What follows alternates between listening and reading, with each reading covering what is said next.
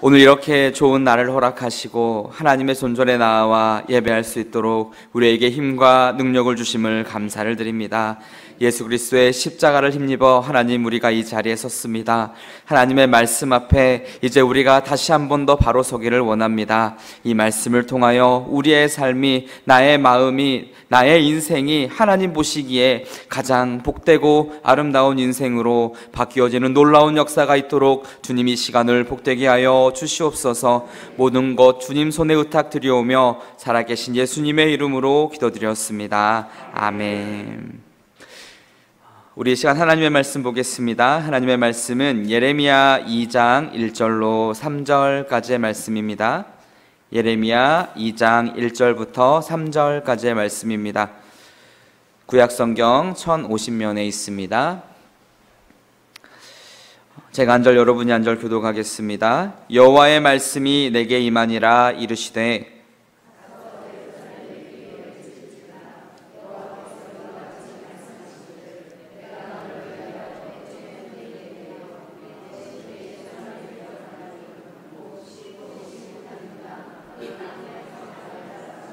함께 읽겠습니다. 이스라엘은 여호와를 위한 성물 곧 그의 소산 중 첫 열매이니 그를 삼키는 자면 모두 벌을 받아 재앙이 그들에게 닥치리라.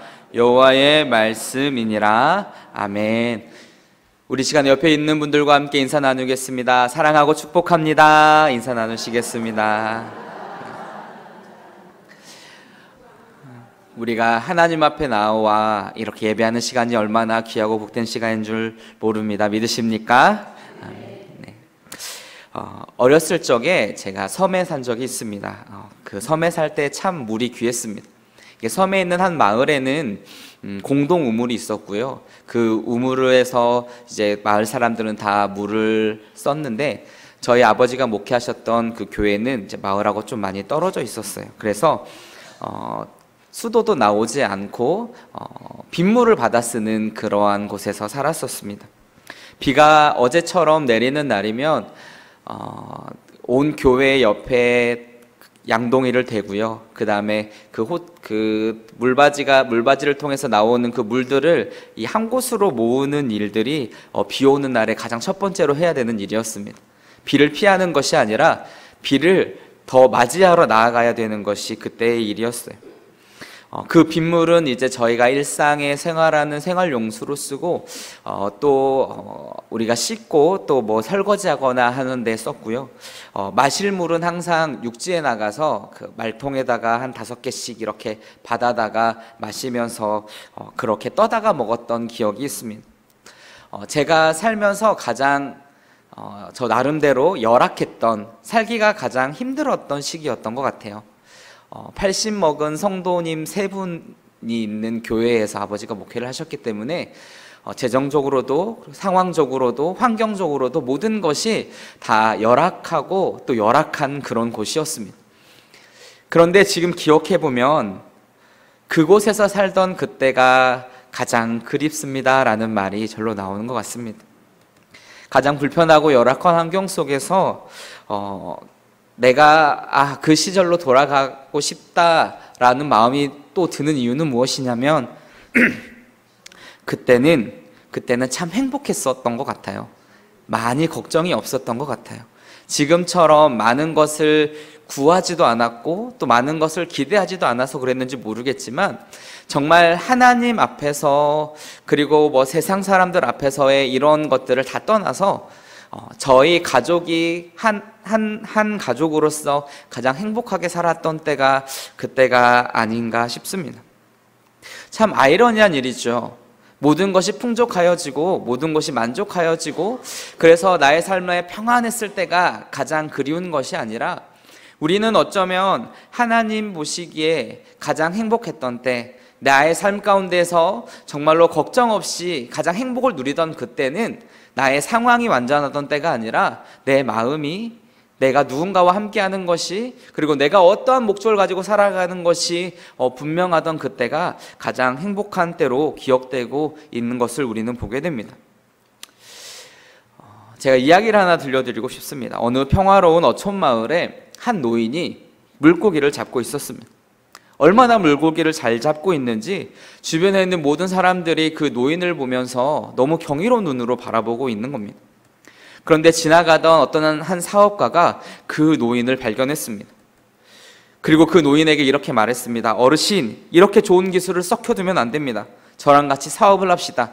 이렇게 물고기를 많이 잡고 배를 몇 척 더 사서 물고기를 더 많이 잡아서 통조림 공장까지 만들어서 이 통조림을 전 세계에 수출해서 돈을 많이 벌면 돈을 많이 벌 수 있습니다. 앞으로 10년은 정신이 없고 자기 시간이 없겠지만 그게 무엇이 중요합니까? 지금부터 우리 10년 동안 한 10년만 고생하면 큰 부자가 될 수 있습니다 라고 이렇게 말을 했습니다. 그럴 때 그 어르신이 이 사업가에게 이렇게 물어봅니다. 그렇게 큰 부자가 돼서 자네는 무엇을 하고 싶는가? 라고 이렇게 물어봅니다. 그때 사업가가 대답을 하죠. 어디 시골에 가서 물고기나 잡으면서 편하게 살고 싶습니다. 노인이 이렇게 말합니다. 자네는 내가 지금 뭐하고 있는 것처럼 보이는가? 우리가 생각하는 목표와 가치관이 사람마다 참 다르죠.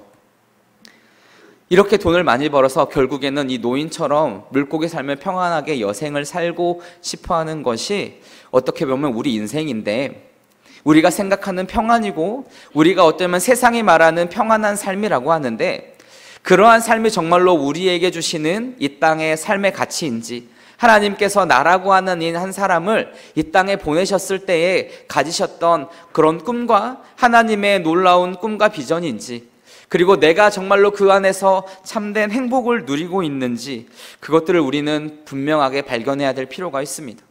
예수 믿는 사람이라고 한다면 예수 그리스도를 믿는, 주로 고백하는 우리에게 있어서 가장 중요한 가치와 행복은 누구에게 있습니까? 바로 예수 그리스도에 있죠. 여러분은 정말로 주님 안에서 그 가치를 찾고 계십니까? 우리는 항상 부족합니다. 만족할 수밖에 없는 그러한 삶을 살 수밖에 없지요. 세상의 일도 내 마음대로 되지 않습니다. 나의 가족도, 나의 자녀도 내 마음대로 되지 않습니다. 세상이 말하는 행복에는 어떠한 공식이 없습니다. 때에 따라서 행복하기도 하고 절망에 빠지기도 하죠. 그런데 하나님을 따르는 우리에게는 분명한 공식이 있습니다. 무엇이냐면 하나님을 바라는 모든 자들은 평안하고 행복하다라고 하는 것이죠. 우리는 절망을 살아가는 자들이 아니라 소망을 살아가야 된다라고 하는 겁니다. 그 이유는 무엇이냐면 바로 그 하나님께서 동행하는, 바로 그러한 그 하나님께서 동행하시기 때문에 그러한 삶을 사는 것이 바로 저와 여러분의 삶이기 때문입니다. 이스라엘 백성들이 출애굽을 하고 나서 그들의 앞에 가장 먼저 닥쳤던 문제는 무엇이냐면 홍해바다가 가로막는 것이었습니다.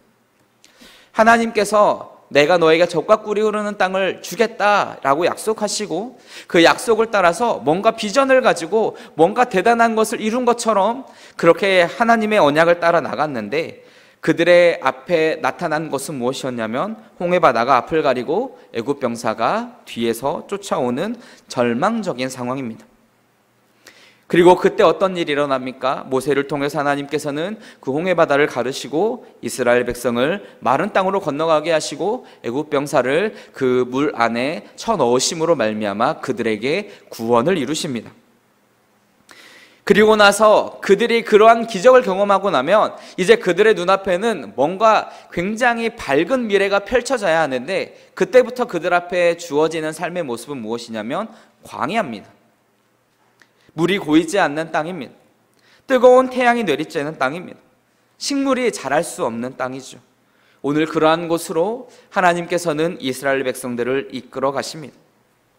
여러분의 삶에는 어떤 광야가 있으셨습니까? 내가 하나님을 섬긴다 하면서 나의 삶의 모든 것들이 잘 되고 평안하기만 하셨습니까? 우리가 살다 보면 어쩌면 예수 믿는 사람보다 믿지 않는 사람들이 더 평안할 때가 많습니다. 주변의 사람들의 이야기를 들어보면 예수 믿는 사람보다 믿지 않는 사람들이 더 착하다라고 이야기하는 소리도 들립니다. 하나님 뜻대로 살려고 몸부림쳤더니 나의 삶 가운데에 다가오는 것은 사람들의 시기이고 사람들의 질투이고 또한 더 큰 절망이 다가올 때가 있습니다. 하나님께서는 왜 우리의 인생 가운데서 이러한 절망의 땅을 지나가게 하실까요? 오늘 본문을 보니까 우리가 이 광야는 절망입니다. 이 광야는 정말로 우리의 삶 가운데 아무것도 가질 수 없는 너무나도 척박한 땅입니다 라고 생각했던 이 광야를 하나님께서는 다르게 말씀하고 있는 것을 보게 됩니다. 우리 2절 말씀을 함께 읽어보도록 하겠습니다. 시작. 가서 예루살렘의 귀에 외칠지니라. 여호와께서 이와 같이 말씀하시기를 내가 너를 위하여 내 청년 때의 인애와 내 신혼 때의 사랑을 기억하노니 곧 씨 뿌리지 못하는 땅 그 광야에서 나를 따랐음이니라. 아멘.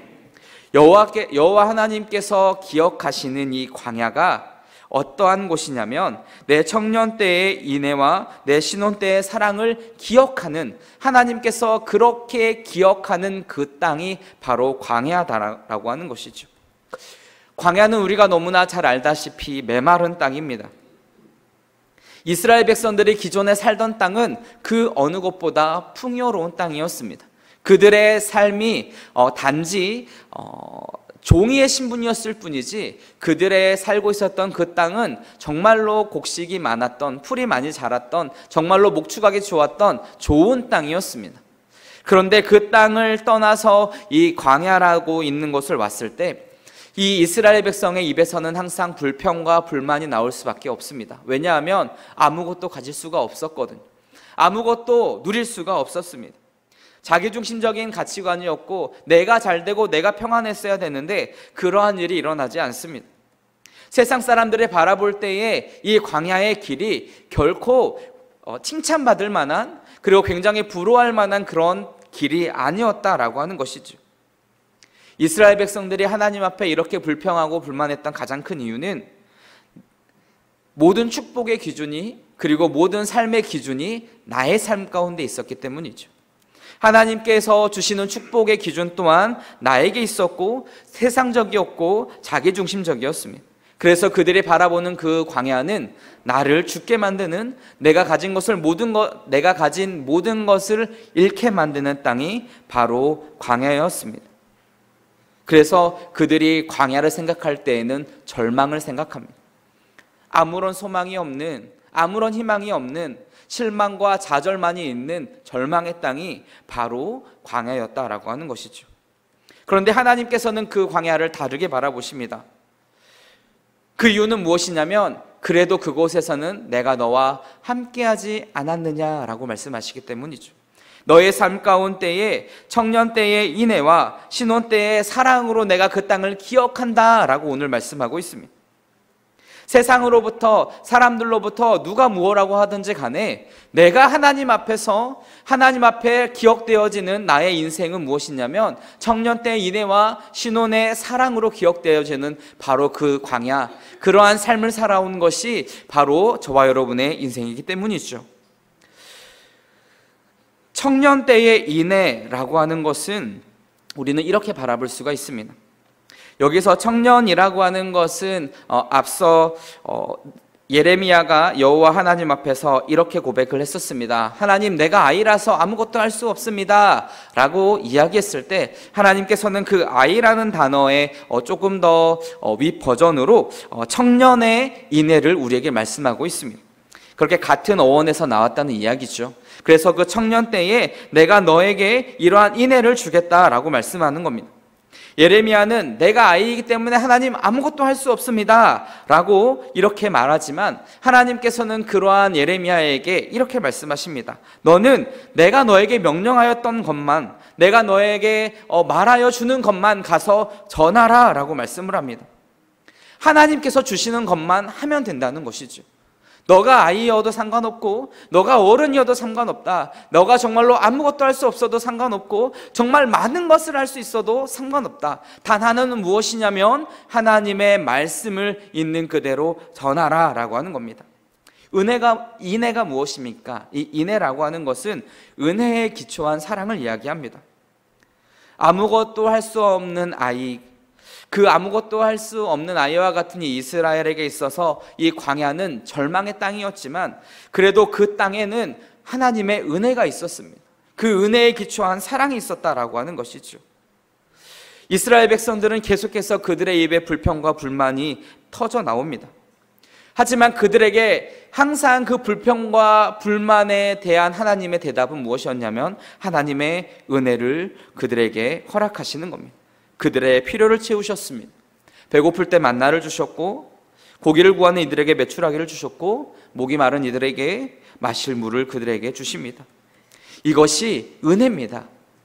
근데 우리가 우리의 인생에서 하나님, 내가 이 광야를 건너왔습니다. 하나님, 내 인생에서 정말로 척박하고 메마른 땅을 건너왔습니다. 아니, 지금 나의 삶은 그러한 광야를 건너가고 있습니다 라고 하나님께 고백할 때에, 그때의 우리의 입에서는 하나님의 은혜에 대한 감사가 나오십니까? 아니면 여전히 하나님, 왜 나를 이곳에 보내셨습니까? 라는 불평, 불만이 나오십니까?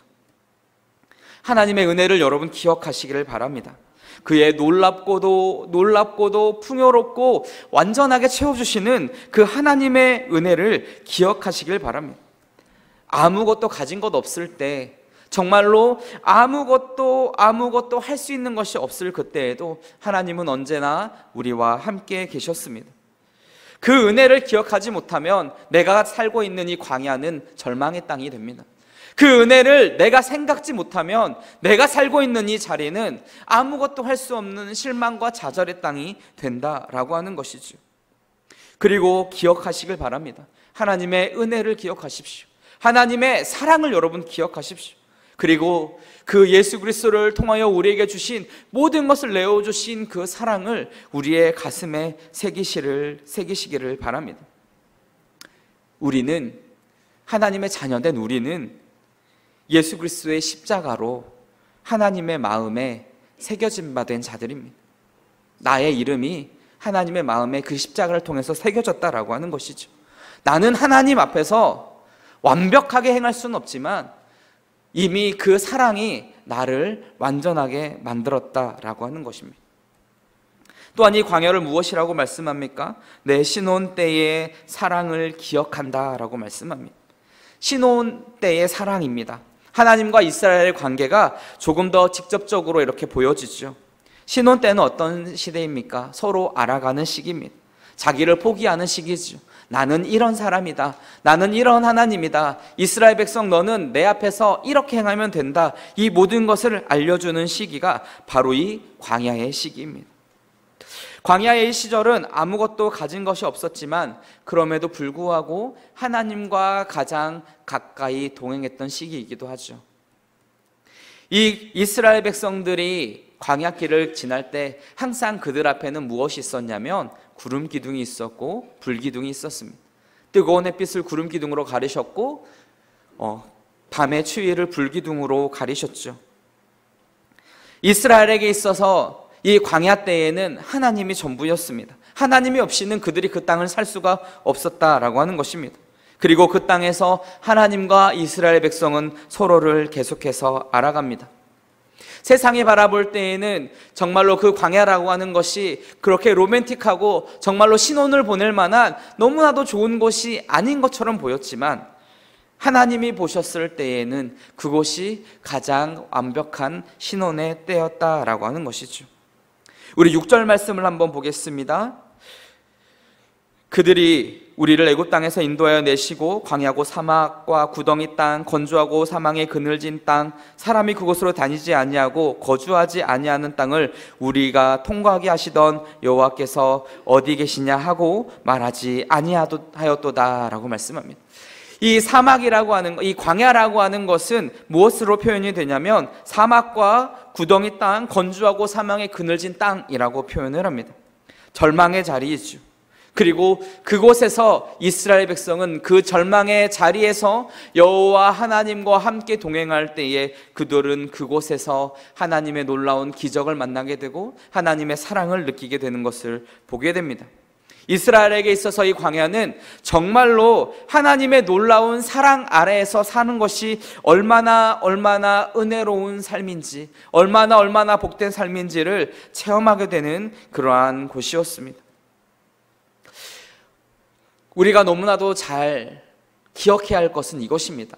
광야에는 내 눈앞에 항상 구름 기둥과 불 기둥이 있었다는 것이지.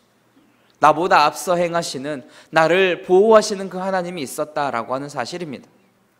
그 불기둥이 내 눈앞에 확실한 증거가 있습니다. 하나님이 나와 동행하는 확실한 증거가 있고 하나님이 나와 함께 하신다는 확실한 증거가 있는데, 그럼에도 불구하고 이스라엘 백성은 계속해서 불평과 불만이 쏟아져 나옵니다. 하나님과 동행하는 것은 그것이고, 내 삶의 필요와 내 삶의 어떤 불편함들, 나의 연약함들, 내가 정말로 세상을 살아가면서 힘든 것들과는 별개로 생각할 때가 많았다라고 하는 것이죠. 그것을 하나하나 맞춰가면서, 그것을 하나하나 정말로 서로 맞춰가면서 그 광야길을 지났을 때 그들은 약속의 땅에 도달하게 되는 것을 볼 수가 있습니다. 여러분, 하나님과 가장 행복했었던 때가 언제이십니까? 우리의 삶에 그 은혜를 경험했던 때가 언제이십니까? 정말로 내가 그때를 기억하며 여러분 살고 계십니까?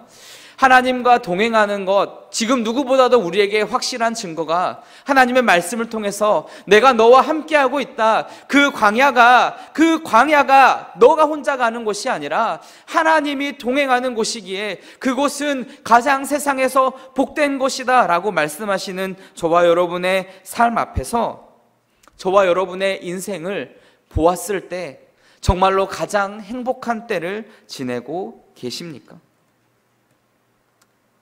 하나님께서는 그 광야를 지난 이스라엘을 이렇게 말씀하십니다. 우리 3절 말씀을 함께 읽어보겠습니다. 시작. 이스라엘은 여호와를 위한 성물 곧 그의 소산 중 첫 열매이니 그를 삼키는 자면 모두 벌을 받아 재앙이 그들에게 닥치리라. 여호와의 말씀이니라. 아멘. 광야의 때를 지났을 때 이스라엘이 무엇으로 바뀝니까?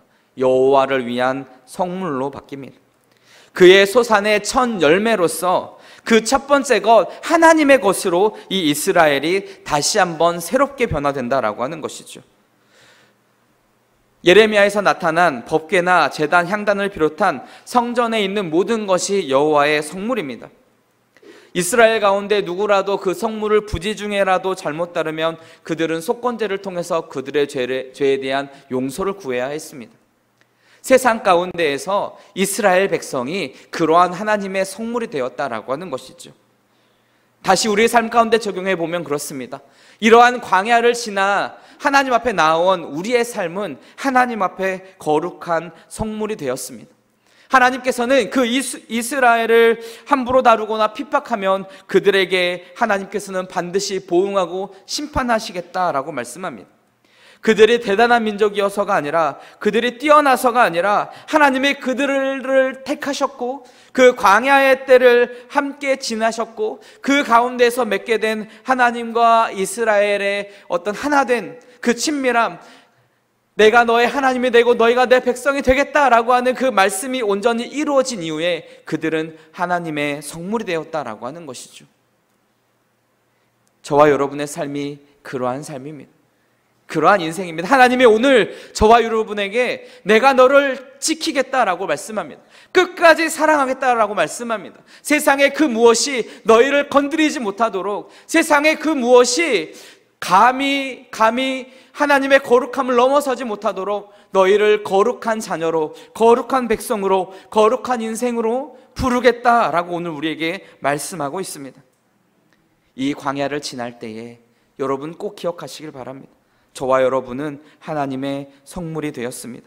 하나님의 거룩함을 덧입은 자가 되었습니다. 그 은혜를 힘입어가며 그 사랑을 땅끝까지 전하는 자가 이제는 되어야 합니다. 우리가 결국 살아야 할 이 광야 속에서, 이 광야 같은 세상 속에서, 이 삶 속에서 우리는 오직 여호와 하나님만 바라보아야 할 줄 믿습니다. 그의 놀라운 사랑 안에 거하시기 바랍니다. 나의 환경이 중요하지 않습니다. 내가 얼마나 준비되었는지, 내가 얼만큼 할 수 있는지 또한 중요하지 않습니다. 중요한 것은 내가 하나님의 그 은혜를 여전히 우리의 삶 가운데 부어주시는 하나님의 인애를, 그리고 여전히 우리 삶 가운데 부어주시는 그 사랑을 우리는 기억하면서 그것들을 세상 가운데에 나타내는 삶을 살아야 된다라고 하는 것입니다. 씨 뿌릴 땅도 없었던 이스라엘이 청년 때의 이 신실한 인애와 신원의 사랑으로 하나님께 구하였고 하나님을 따랐을 때 그들은 하나님의 성물이 되었습니다. 이제 그들의 삶은 어떻게 살아야 할까요? 우리의 삶은 어떻게 살아야 합니까? 오늘 본문은 하나님께서 이스라엘 백성들을 심판하시기 전에 주시는 말씀입니다. 나는 너희를 향한 사랑이 이만큼 했는데 너희는 나를 떠났다라는 것을 말씀하고자 하시는 것이죠. 사막과 구덩이와 같은 이러한 광야를 지났을 때에는 하나님의 이끄심을 따라 갔는데 막상 가나안 땅에 들어간 이스라엘 백성은 더 이상 하나님을 찾지 않았다는 것입니다. 그들이 여전히 무엇을 찾습니까? 다시 그들의 시선이 세상으로 돌아갑니다.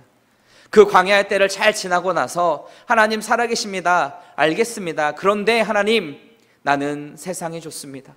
세상이 평안합니다. 사람들의 시선이 필요하고 사람들의 사랑이 필요합니다. 그리고 그들이 찾는 것은 헛된 것이었고 무익한 것이었습니다. 세상의 풍요를 주는 이방신들을 섬겼고 그들이 주는 포도주에 취해 있었습니다. 2장 13절에는 이스라엘의 죄악을 두 가지로 요약을 합니다. 우리 2장 13절을 함께 읽겠습니다. 시작. 내 백성이 두 가지 악을 행하였나니 곧 그들이 생수의 근원되는 나를 버린 것과 스스로 웅덩이를 판 것인데 그것은 그 물을 가두지 못할 터진 웅덩이들이니라. 아멘. 우리가 광야 가운데에서 하나님의 은혜를 알고 그 사랑을 기억한다고 했을 때 한 가지 분명하게 생각해야 될 것은 이것입니다. 광야라고 하는 땅은 메마른 땅입니다. 그 땅이 메마른 이유는 무엇이냐면 물론 비가 많이 내리지 않기도 하지만 그 땅이 물을 머금지 못하는 땅입니다. 땅이 비가 내려도 바로 밑으로 내려져 버리는 그런 땅이죠. 아무리 큰 웅덩이를 만든다고 해도 그 물을 모아둘 수가 없는 땅입니다. 이스라엘 백성들이 이 광야를 지날 때에 항상 그들에게는 그래서 마실 물이 필요했고 그 마실 물을 하나님께서는 그 바위를 통하여서 그 바위를 터뜨려서 또는 마라의 쓴물을 통하여서 그들에게 물을 주었죠. 하나님께서 오늘 말씀하십니다. 너희가 세상 가운데서 목마르지 않기 위해서 가장 필요한 것이 무엇이냐? 생수의 근원이 되는 하나님 앞에 있지 않으면 생수의 근원이 되는 하나님 앞에 있지 않으면 너희는 영원히 목마를 수밖에 없다. 너희의 생각으로 아무리 큰 웅덩이를 파보아라. 너희의 지식으로 아무리 깊은 웅덩이를 파보아라. 그곳에 너희가 그 물을 가두지 못할 것이다 라고 말씀을 합니다. 이스라엘 백성의 가장 큰 잘못이 무엇입니까? 그들이 살기 위해서 생수의 근원이 되는 하나님과 동행하고 그 하나님의 곁에 머물러야 됨에도 불구하고 그들은 자기의 무지함으로 나의 힘으로 저 광야에서 웅덩이를 파고 있는 어리석은 모습이 있다라고 하는 것이죠. 하나님의 은혜와 사랑은 결코 고인물이 아닙니다. 그것은 무엇으로도 담아낼 수 없습니다. 하나님의 은혜는 흐르고 흘러야 되는 것입니다. 하늘로부터, 하나님의 나라로부터, 하나님이 주시는 말씀으로부터 우리는 흘러가는 그 강물 곁에 있어야 우리는 이 땅을 온전히 살아갈 수 있습니다. 아모스 5장 24절에 보시면 정의를 물같이 공의를 마르지 않는 강같이 흐르게 할지니라 라고 말씀을 합니다. 이사야서 43장 18절에서 19절에 보시면 너희는 이전 일을 기억하지 말며 옛날 일을 생각하지 말라. 보라, 내가 새 일을 행하리니 이제 나타낼 것이라. 너희가 그것을 알지 못하겠느냐? 반드시 내가 광야의 길을 사막의 강을 내리니 라고 말씀을 합니다. 광야의 때에 이 인애와 사랑을 여러분 기억하시길 바랍니다. 언제나 동행하시는 하나님을 신뢰하시기 바랍니다. 사막에 샘이 넘쳐 오르고 정말로 꽃이 피어 향기가 나는 그 능력이 생수의 근원 되시는 하나님과 함께 있는 나의 삶 가운데에 온전히 나타나고 그것을 가지고 세상 가운데 증거 삼는 저와 여러분의 삶이 되시기를 바랍니다. 우리는 그래야지 살 수 있는 자들입니다. 우리는 그래야지 하나님과 동행해야지만이 참 행복과 평안을 누릴 수 있는 이들입니다. 저와 여러분의 삶이 하나님의 십자가의 사랑 아래, 하나님이 주시는 놀라운 은혜 아래 있다는 것을 결코 잊지 마시길 바랍니다. 그리고 하나님의 힘으로, 하나님이 주시는 능력으로, 하나님이 주시는 그 생명수를 가지고 이 땅을 온전히 살아가되 이 광야 같은 세상 가운데에서 하나님, 나는 하나님과 동행함으로 하나님 나라를 누리고 있습니다 라고 하는 그러한 고백이 저와 여러분의 삶 가운데에 차고 넘치기를 간절히 축원합니다. 우리 함께 기도하겠습니다. 우리 말씀을 붙들고 기도할 때에 하나님, 나의 삶 가운데에 광야의 삶을 살고 있습니다. 하나님, 내가 그럼에도 불구하고 여전히 나의 입술에 불평이 있다면, 불만이 있다면, 하나님, 나의 삶 가운데에 정말로 좌절과 절망이 있다면, 하나님, 내가 하나님을 온전히 신뢰하지 못한 것이기에 하나님, 나를 용서하여 주시고 이제후로는 내가 하나님과 동행함으로 말미암아 참 평안함을 누리는, 참 행복을 누리는, 참 하나님의 나라를 누리는 나의 인생 삶이 되게 해달라고 우리 이 시간에 주여 한번 하고 간절히 기도하며 나갑니다. 기도하겠습니다. 주여, 살아계셔서 역사하신 아버지 하나님, 주님의 은혜와 사랑을 감사를 드립니다. 나의 인생은 하나님 절망이었고 좌절이었습니다. 하나님, 내가 하나님의 뜻을 쫓아 나간다 하면서도, 하나님의 나라를 위하여 살아간다 하면서도 하나님, 언제나 세상을 바라보며 세상의 시선에 신경 쓰며 하나님의 뜻대로 온전히 살아가지 못했던 우리의 인생을 고백합니다.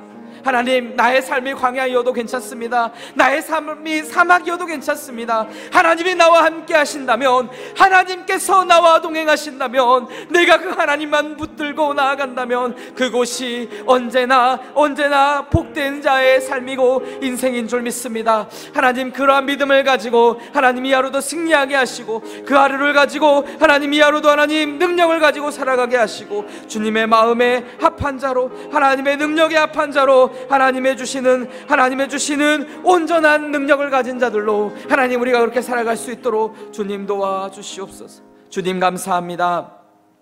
하나님, 정말로 우리는 날마다 광야의 때를 살아갑니다. 정말로 내가 세상의 환경과 세상의 가치관과 세상이 말하는 옳다 말하는 것에 마음을 빼앗기지 않게 하시고, 오직 하나님의 말씀 앞에 순복하며 하나님의 말씀에 순종하며 정말로 우리가 하나님의 십자가로, 하나님이 주시는 능력으로, 그 사랑으로, 하나님 그 인애로 살아가는 하나님의 거룩한 백성임을 다시 한번 고백하며 다짐하며 그렇게 승리하는 삶을 살 수 있도록 주님 도와 주시옵소서. 우리의 삶에 하나님의 완전한 사랑을 나타내며 드러내며 세상 가운데 전하는 저와 여러분, 나와 여러분의 삶이 되게 하여 주시고, 하나님, 우리의 인생을 통하여 영광 받아 주시되, 하나님, 세상이 감당할 수 없는, 세상이 알 수도 없는 기쁨과 은혜를 허락하여 주시어서 우리가 날마다 주의 은혜로 찬양하며 승리하며 살아가는 우리의 인생이 되도록 주님 도와 주시옵소서. 모든 인생의 삶을 주님 손에 의탁드리오며 살아계신 예수님의 이름으로 기도드렸습니다.